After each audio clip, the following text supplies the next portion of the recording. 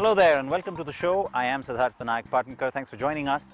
As you can see, we've got the complete lineup of the new range of cars from Mercedes-Benz, the GLE family. Of course, is the car that replaces the ML class in India and the rest of the world. We've got the regular SUV with us, if you will, because now there is that coupe body style as well. Let's get into the entire story then with the new GLE.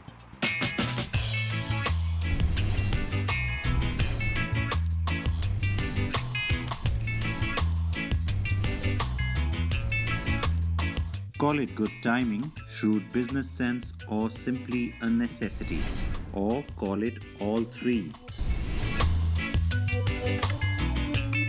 I'll explain why.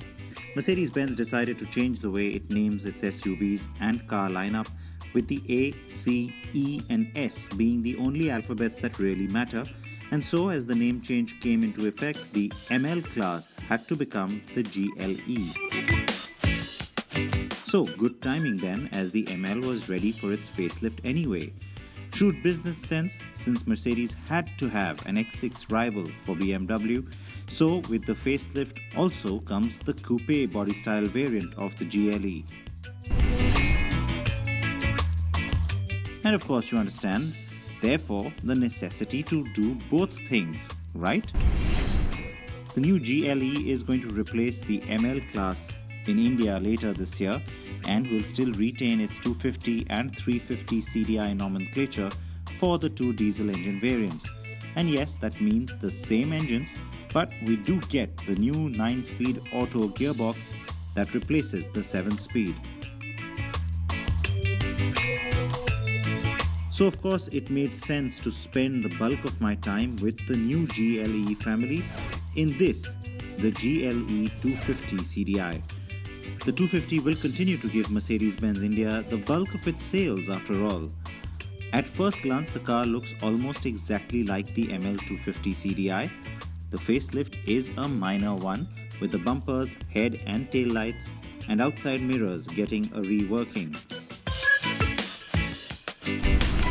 Step inside and it's a different story, as the GLE now tries harder to be the E-class of SUVs. The cabin is very well finished and looks more high-end and plush than before. A lot of buyers in India are especially going to like that.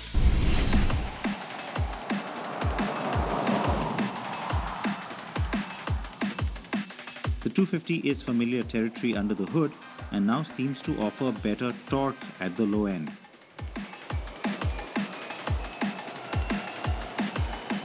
The engine has been retuned to fit the new transmission, and that shows up in making it come across as more refined than before.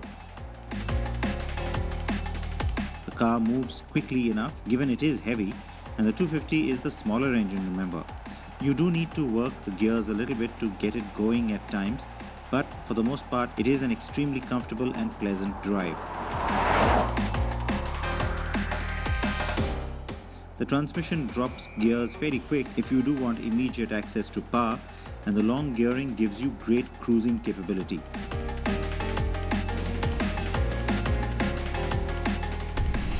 Mercedes-Benz claims more than cruising on this car, so we dropped off the motorway and onto some off-road terrain next.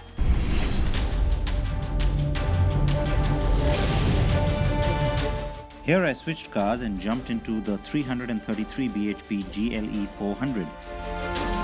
Yes, the petrol does instantly offer a different character. It was quite a superb track setup for us, and the rainy, cloudy weather made it even more fun thanks to some slush and mud adding to things.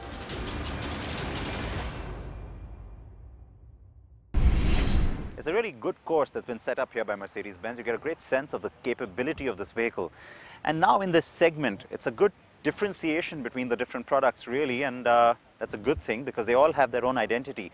Now the X5 from BMW, there is some talk of off-roading, but it's really about performance. When you look at the Q7, the recently newly launched second generation of that car, it is all about road performance and its driving attributes. And now with this car, the GLE is talking about fairly tough off-roading, and so even though I know a lot of the buyers are probably not going to venture even remotely as far as what we are about to do, it's still a good differentiation nevertheless.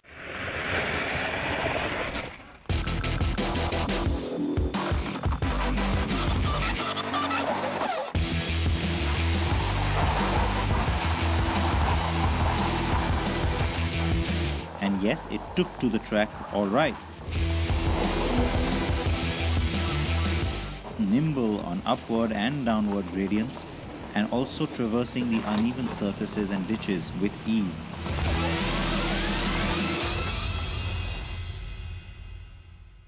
Nice course. You got a chance to really check out the different features and functions of the car, but in terms of the way the car actually gains height, you've seen that on a lot of these vehicles, and let me quickly explain that to you.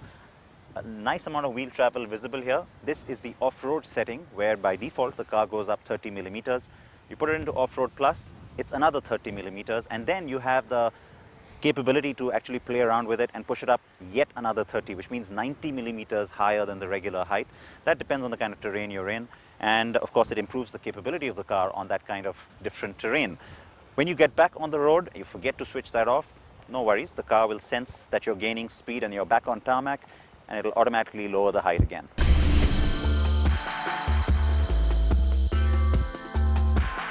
The car with me has the off-road package on it, but that wouldn't be on offer in India most likely.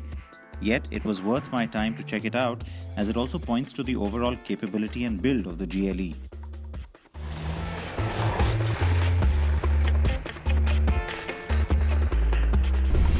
I can also quickly share with you that I had begun my day by driving the GLE 500E. That is an all-new hybrid variant that marries the 3-litre turbo V6 petrol to an electric motor to produce a combined 435 bhp. It has a pure electric range of about 30 kilometers, and I managed to squeeze out 37 kilometers. But that variant wouldn't come to India, and which is why I've been more focused on the 250 CDI.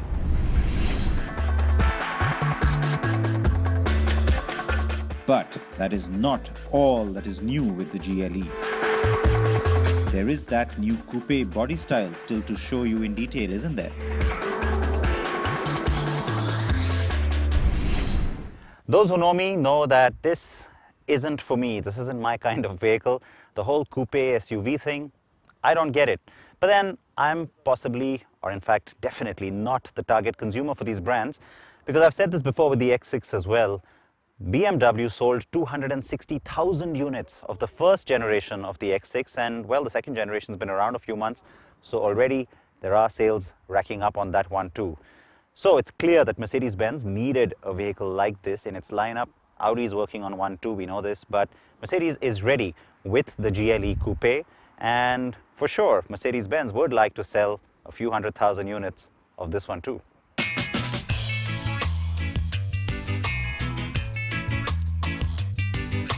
So it is evident why the GLE Coupe was conceived. And now that it is here, I have to say that it is definitely a more well-proportioned and a very good-looking car when compared to the X6. The GLE Coupe almost looks like a cross sedan at first glance, doesn't it? The rear is trying a bit too hard to be in line with the S Coupe, and the boot release in the bumper isn't convenient. But the reverse camera being housed beneath the Mercedes star is quite clever. The car with me was the AMG trim and not the Mercedes AMG GLE 63 Coupe, which is also on offer, which means AMG trim but not an AMG power plant. And given that the Coupe will get to India as a niche offering that will be directly imported, I see merit in the AMG trim line being standard for India. Even though it may be just the trim, the 450 is still no meek machine. The car punches 367 horses and peak torque kicks in as low as 1800 RPM and has a nice run all the way through to 4000 RPM. And then there's the new 9-speed gearbox, of course.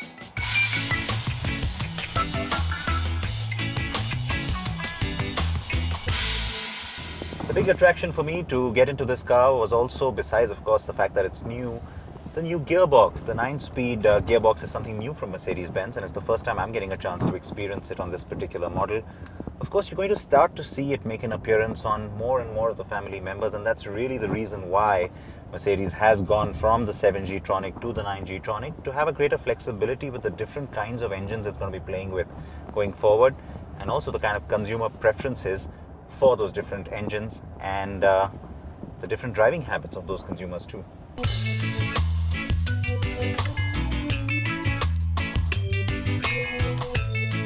That the gearbox does deliver is something I've already shared with you, since it was also on the GLE 250 I drove earlier. The good news is that the Coupe has a distinctly different drive feel and a very different character overall when compared to the SUV. The car is quick, nimble, and has a more car-like feel for sure.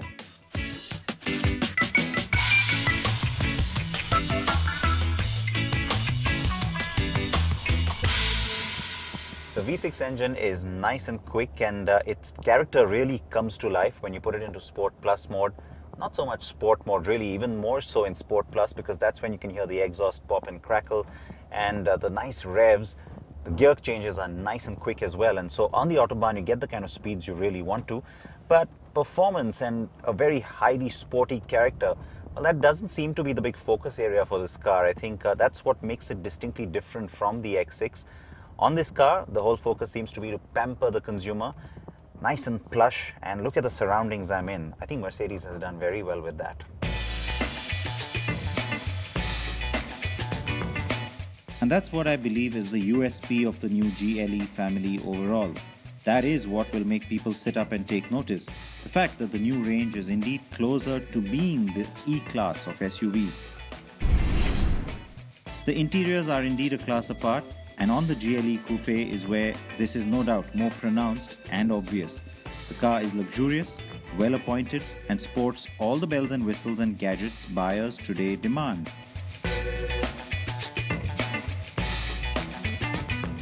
It is a good differentiator to carry into the Indian market too. After all, the GLE family will now need to take on two cars, who will also try very hard to establish themselves as the segment benchmark. That's the second generation of both the Volvo XC90 and the Audi Q7. And don't forget the BMW X5 and X6 either. Expect the GLE SUV in India around Diwali to clash with the Q7, and the Coupe should grace the Mercedes-Benz stands at the Delhi Auto Expo in February, with a launch a few weeks later.